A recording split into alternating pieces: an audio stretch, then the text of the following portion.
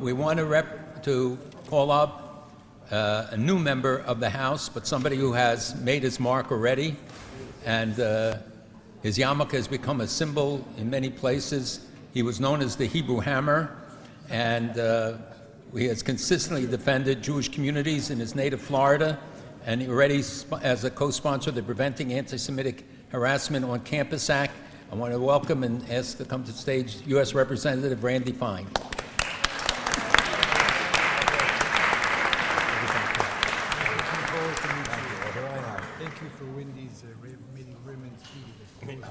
You're happy.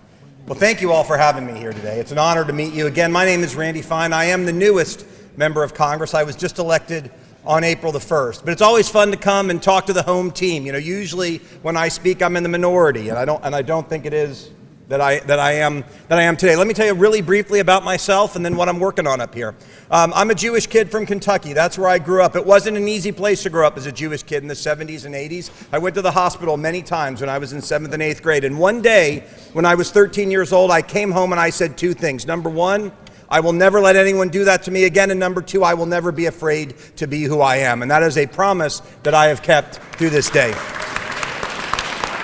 And when my kids were born, my two sons, Jacob and David, I made a promise that they would not experience the kind of anti-Semitism that I did. And it is a promise that I have absolutely failed to live up to. Because the anti-Semitism we see in the world today is far greater than probably most of us saw in our lifetimes. We learned about the Holocaust in black and white videos and in movies. And we saw 18 months ago that the Holocaust didn't end. It just went into a pause, that there were still those in this world that want to do to us today what they've tried to do to us so many times over those thousands and thousands of years. So when I came up here to be in Congress, I said, I'm going to try to do what I did in Florida. In Florida, we don't have the kinds of problems that you see on our college campuses across the country. It's because of the bills that we passed over that time. And I said that I would try to do the exact same. So we just had the first hearing that I've been in as part of anti-Semitism, and I will tell you, in the morning of that anti-Semitism hearing, I do not normally wear a kippah. It's been 2 weeks. The morning of that hearing, my 17-year-old son Jacob said to me, Dad, I want you to wear a kippah today in honor of all the Jewish kids on the college campuses around the country that do not feel safe to do so.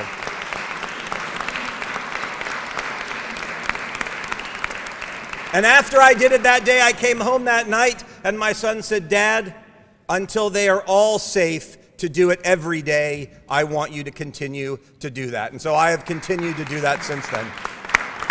In fact, I have the privilege of being the first person to ever serve as Speaker of the Pro Tem of the United States House of Representatives who did it while wearing a kippah, something that has never happened in our almost 250-year history. And so what I can promise you is this. I got that nickname for a reason, because I am not afraid of a fight. Some people run from the bullets. I happen to run towards them. And what I can promise you this, for every day that I am here, for every moment that I serve, I will be fighting for all of you. And I don't do it for all of you. I do it because, like all of you, I have two Jewish children as well. Their names are Jacob and David, and I promise you this, they will be able to walk through a college campus, and they will be safe as long as I'm here. Thank you all very much for having me today. Thank you, Congressman.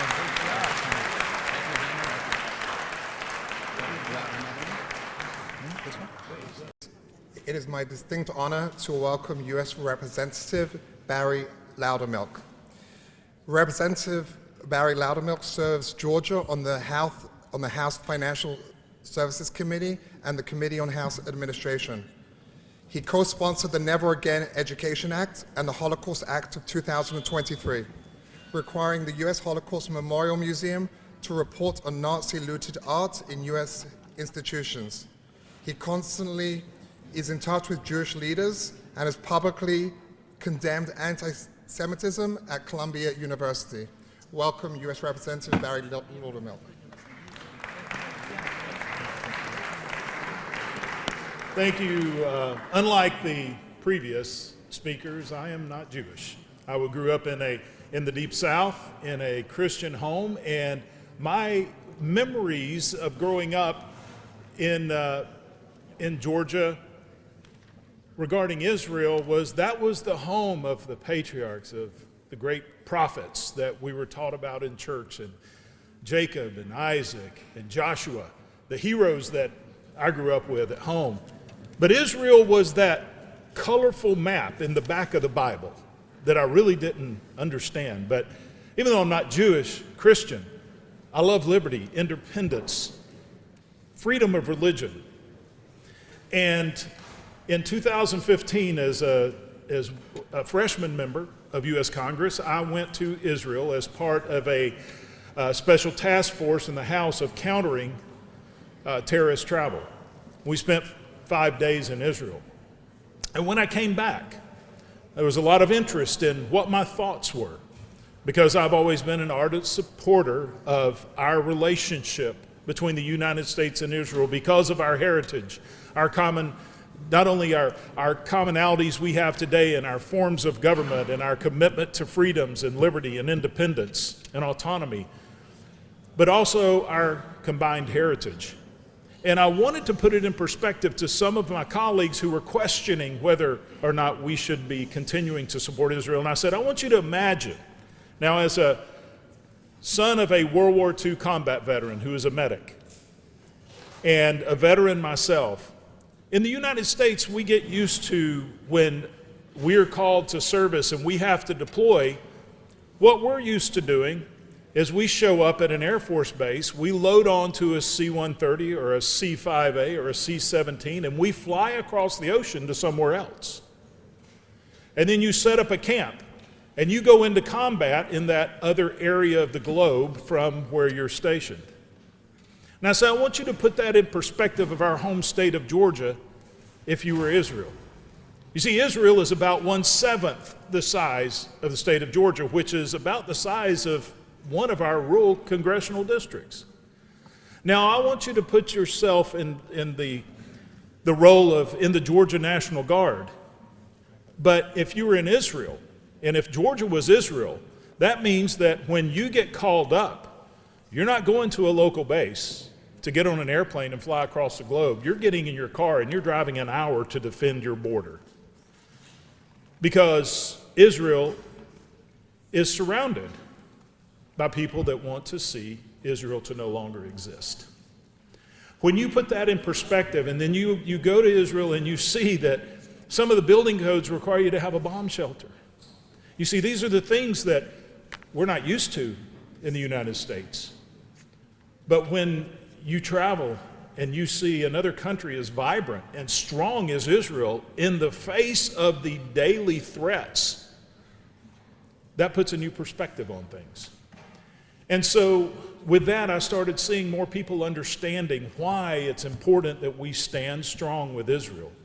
We're always going to have disagreements. Families have disagreements. I have disagreements with my wife, and then she informs me those are the times that I was wrong. But yet we're still family. And I think that's the way that we have to approach this relationship between the United States and Israel. As we may have disagreements from time to time, that's okay because we're two autonomous countries. But we're committed to freedom and we're committed to one another. And it's just like the young brother. He and his older brother may get into scuffles and arguments at home.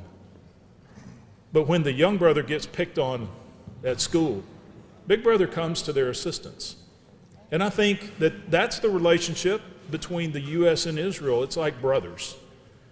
And Israel has always been for us. There's so much that we gain from our relationship with Israel economically and militarily, and even in the intelligence community, that when Israel is strong, America is strong. And we need to continue that relationship. Thank you so much for having me here. Thank you for all that you're doing. And God bless the nation of Israel, and God bless America. Thank you. It is my distinct honor to introduce U.S. Representative Chuck Fleischmann. U.S. Representative Fleischmann serves Tennessee as a member of the House Appropriations Committee and the Committee on Science, Space, and Technology. Representative Fleischmann co-sponsored a bill which codifies the IHRA, a definition of anti-Semitism, into the Civil Rights Act to address rising anti-Semitism on college campuses. My honor to introduce Chuck Fleischmann. Thank you. Thank you. Good to see you. Well, it's good to see everyone, having such a wonderful time. Thank each and every one of you for coming up to Capitol Hill. Unlike our previous speakers, one was a freshman, one's been here a while, one is Jewish, one is Christian. I'm kind of in the middle. I'm a mixed breed, okay? I grew up in New York, Philadelphia, and Chicago. I am of part Jewish heritage. My grandfather was Jewish. I can remember 1969 growing up as a Met fan. He gave me two things. He gave me his yarmulke, and he gave me a copy of the New York Times saying the impossible dream come true. The Mets had won the World Series. Indeed. I'm a lawyer by profession, and I've been in the House now 15 years. I'm what we call a cardinal, so I'm a subcommittee chair on appropriations.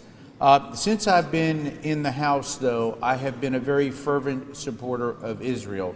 If you have Googled it, you probably saw my speech on the House floor basically defending and making sure that the United States will always support Israel in terms of financing things such as Iron Dome. I gave that speech. It was on the Jerusalem Post the next day.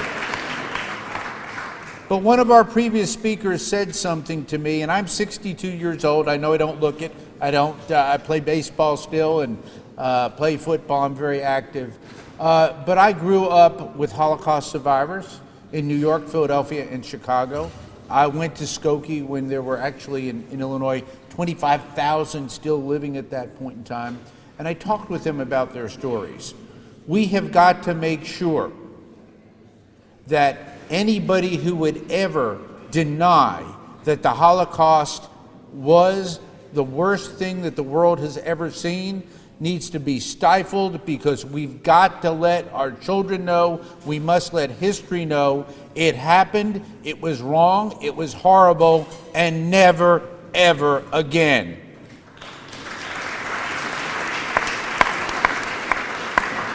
I go around the world, and I'll be brief, and I have different Jewish groups come and ask me to come and see them. Actually, they come and get me at the hotel and the like, probably because about a year or so ago, I was tired of being harassed in the hall by pro-Hamas protesters who are saying terrible things about our beloved Israel, terrible things about the Jewish people, and the like.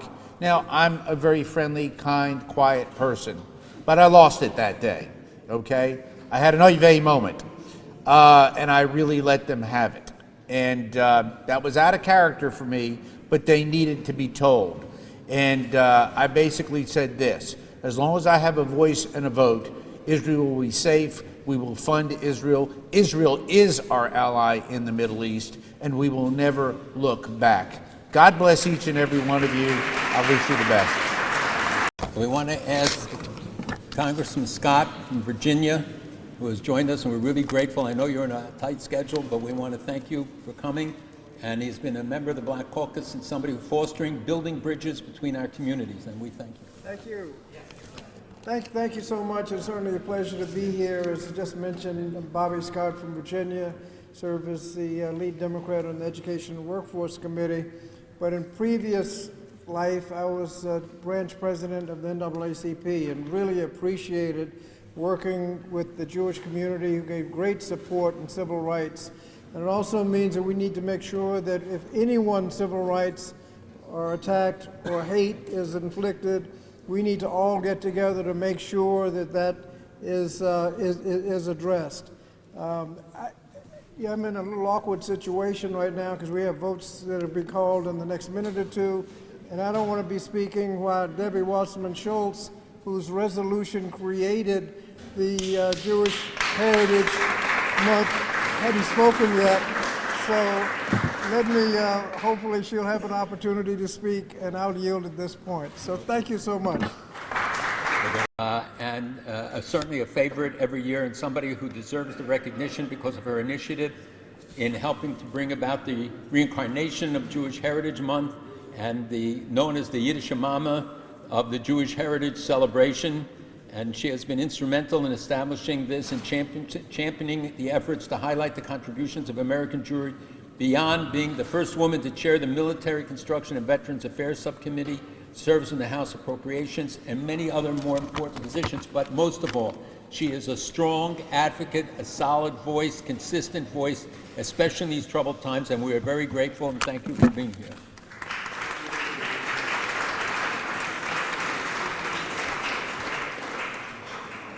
Okay, Malcolm, that is my favorite title ever, Yiddish Mama of Jewish American Heritage Month. That works. Thank you so much to Malcolm, to Ezra, to the rest of the co-chairs, and congratulations to Joe Ouaknine on the really important honor that is being bestowed on you today. Mazel tov. It is wonderful to be able to be here once again for the celebration of Jewish American Heritage Month in the United States Capitol. This is the 20th anniversary of the celebration of Jewish American Heritage Month in the United States.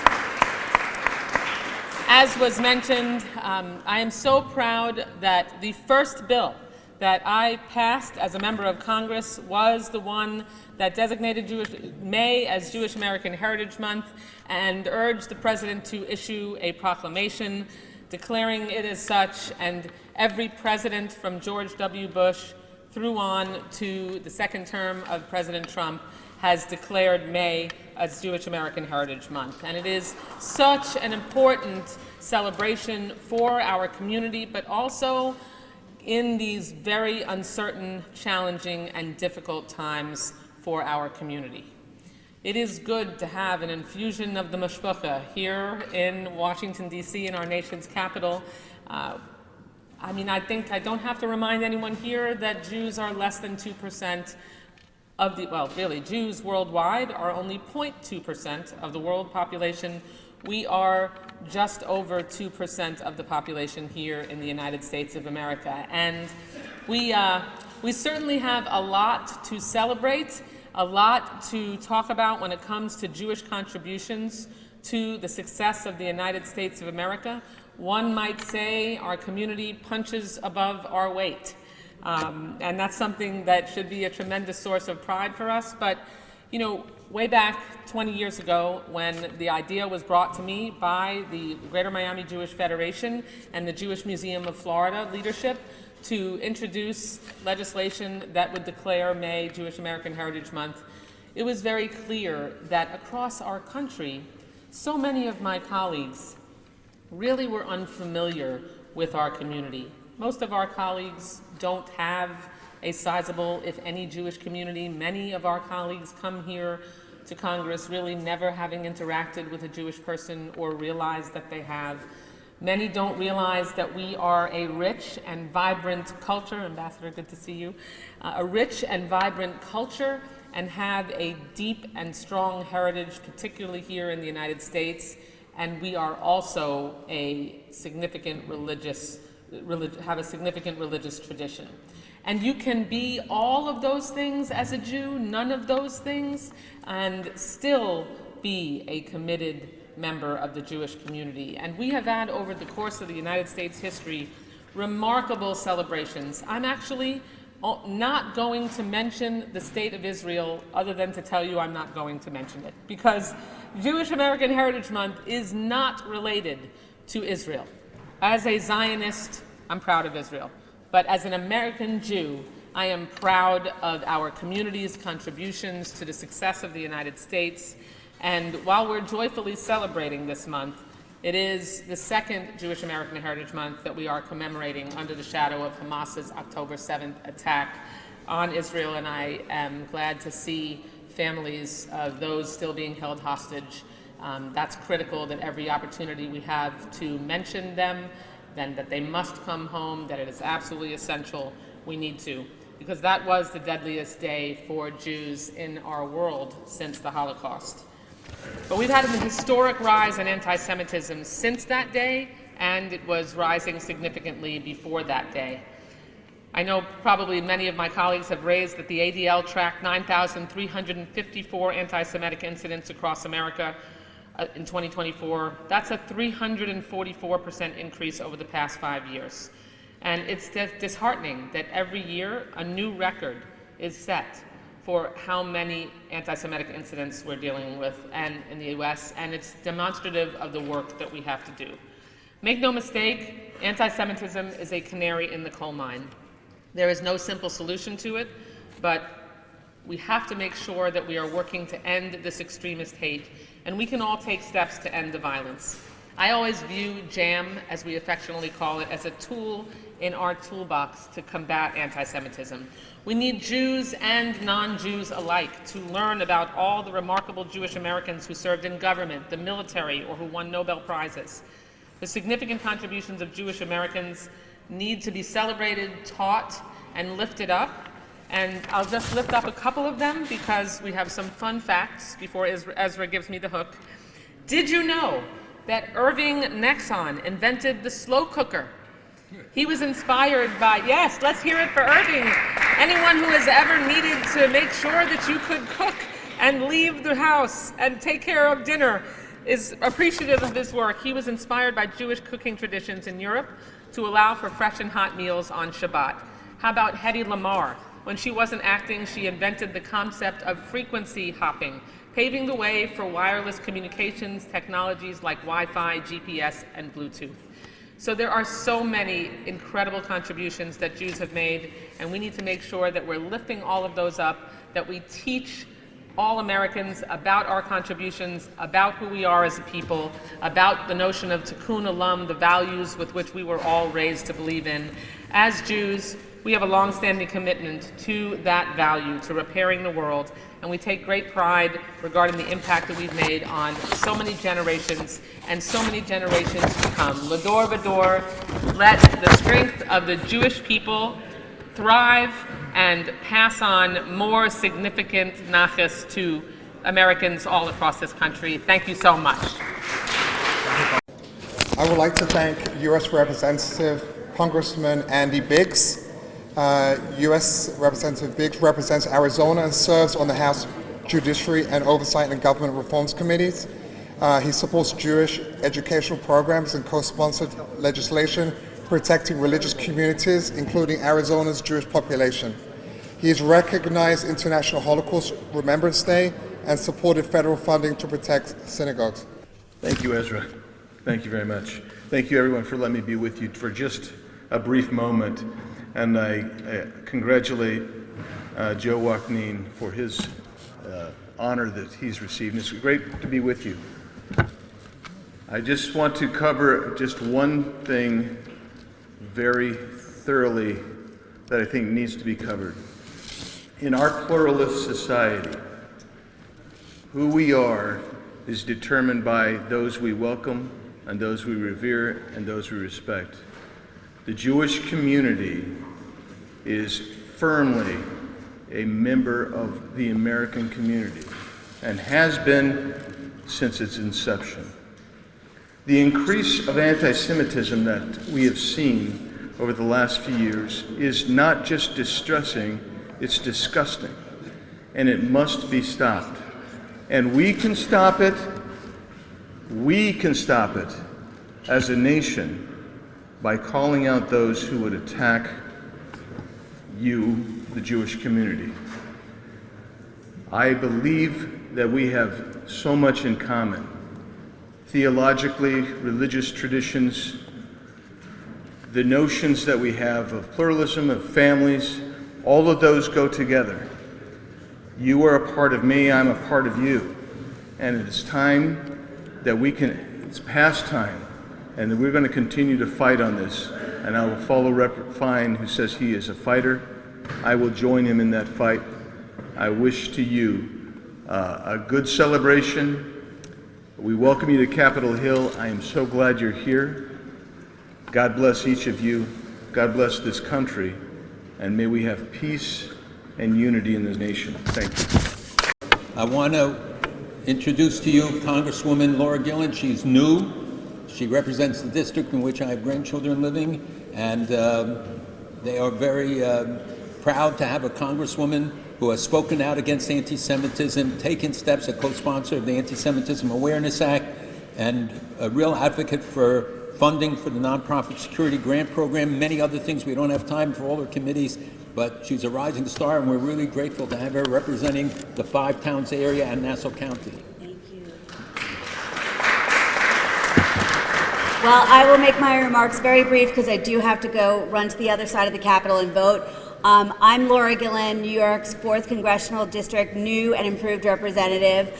I am so proud to represent one of the most diverse districts in our country, ethnically diverse, religiously diverse, socioeconomically diverse, and part of the district that I represent is one of the largest Jewish communities in the United States. And I really am so pleased to have deep roots in this community. I just marched in the Israel Day Parade this Sunday, and it was great to see so many people out supporting that, especially when we see, since October 7th, the rising scourge of anti-Semitism. I'm proud to be a bipartisan co-sponsor of the Anti-Semitism Awareness Act. You have a champion here to celebrate Jewish culture, Jewish American culture, and I look forward to working with all of you. So thank you so much for inviting me here today. Congratulations to Honoree, and enjoy your time here on Capitol Hill. Thanks, everybody.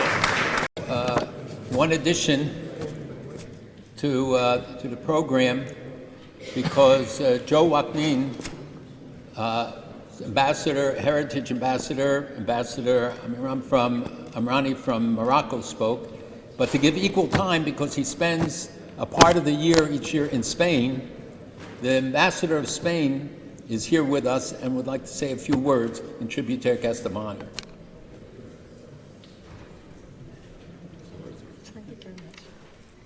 Thank you very much.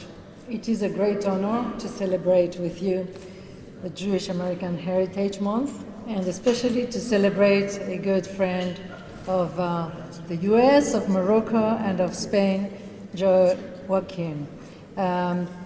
Spain has been closing ranks with the Sephardic community, with the Jewish communities in the US and in Spain for the last 50 years. After we recovered democracy in Spain.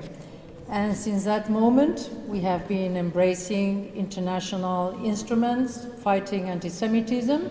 We have been transposing them into our criminal code. And 10 years ago, we approved a law by which we have been giving the Spanish citizenship to the heirs of the Sephardic community who had to leave Spain in 1492. So far, 85,000 descendants of the Sephardic community have recovered the Spanish nationality, and we will be celebrating this on the 24th of June here in Congress. We have also approved a national plan to fight anti-Semitism and promote the Jewish life in Spain in 2023, and we are very devoted to keep on working very closely to the Jewish communities, both in Spain, in the US, and in other countries. America welcomed the Sephardic community who left Spain many years ago, 500 years ago. Among them, according to recent research conducted by US-educated experts, Christopher Columbus could have been a Jew from Valencia. That would be very interesting, but obviously he embarked probably many Sephardic Jews, and many of them finished here, also in Latin America, and were very welcome by the US.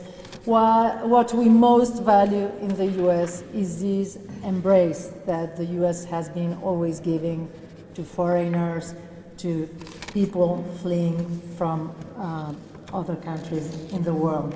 We value what we fight for together with the US, freedom, democracy, and we value very much the generosity of the US. We are very happy to belong to this international community with you, and thank you very much for this opportunity to celebrate with you.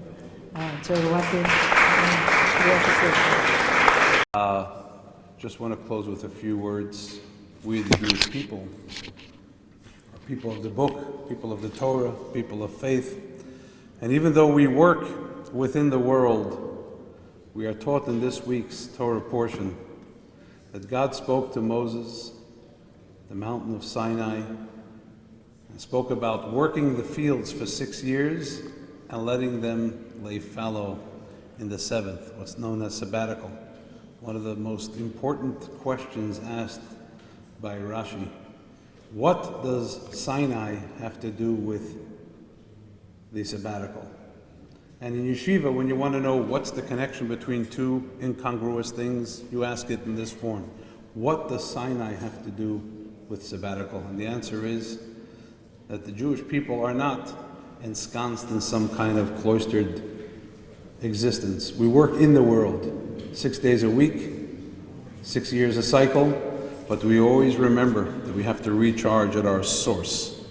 When we lose that source, we lose that break, we lose our connection with the divine. And that's why we were the first religion to actually create a day free of work. It was frowned upon by the world when it happened, until they copied it with the Christian religion doing it on Sundays and the Muslim religion doing it on Fridays, and we, of course, continuing to do it on the Sabbath. So I think that going forth from this, we have to understand Jewish American Heritage Month. It's a month of a Jewish American heritage. We're also proud of America. I grew up in a very great environment during the bicentennial in Philadelphia, where the cradle of our democracy was, and where I first got to know our wonderful MC today, Mr. Malcolm Hoenlein, a legendary Jewish leader. Let's hear it from Mr. Hoenlein, who has advocated for Jewish values and for Jewish concepts and Jewish interests for decades now. But then I saw what it meant to be a proud American, as for years they inculcated us with patriotism and showed us the value of our democracy. And obviously as a Jew, my Jewish education infused me with a pride of what it means to be a Jew here in America. We've never had an opportunity like this one to practice our faith in such freedom. So I think we have to thank God for giving us the 6 days of work, the 6 years of work, but also giving us the mandate to remember in a Sinaic fashion, going all the way back to Sinai, that sometimes we have to take a break and focus on who we are so that we can share it with the rest of the world. Thank you very much to the organizers, and I wish you all a wonderful day. As I close out today's special lunch, somebody just mentioned a few moments ago to me that, as we heard in the very beginning of today's luncheon, there's a brother of a hostage who's with us today in the audience, and the hostage who's still in Gaza is a gentleman called Avi Natan. So we pray for his speedy return and for all the speedy return of all the hostages. It's been almost 600 very, very long days. But what was just shared with me was that this boy who's still in the tunnels of Gaza, the dungeons of Gaza, his girlfriend is a name I think that most of us know. Her name is Noah Agamani. So even though that she's been rescued and she's safe home, it's still not over for her. You know, she is of course worried, and until she's reunited with her long-term boyfriend, until all the hostages are reunited with their families, there will not be happiness, there will not be peace. So we continue to pray for their quick and speedy return.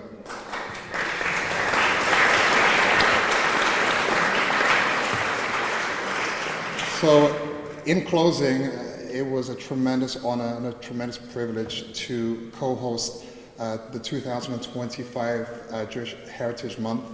I'm overwhelmed by the sheer amount of people that came. There's not an empty seat in the room.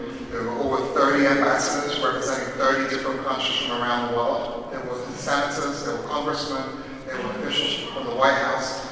These are all extremely busy people, as are the rest of you, and I can't tell you how grateful and appreciative we all are that all of you came out and took time out of your busy schedule to celebrate Jewish Heritage Month. And I just want to personally thank Ezra Friedlander and his amazing wife. I would like to thank for the opportunity to share the platform with my co-chair, Mr. Malcolm Hoenlein. And once again, I would like to congratulate and wish Mazel Tov to Joe on his very well-deserved honor.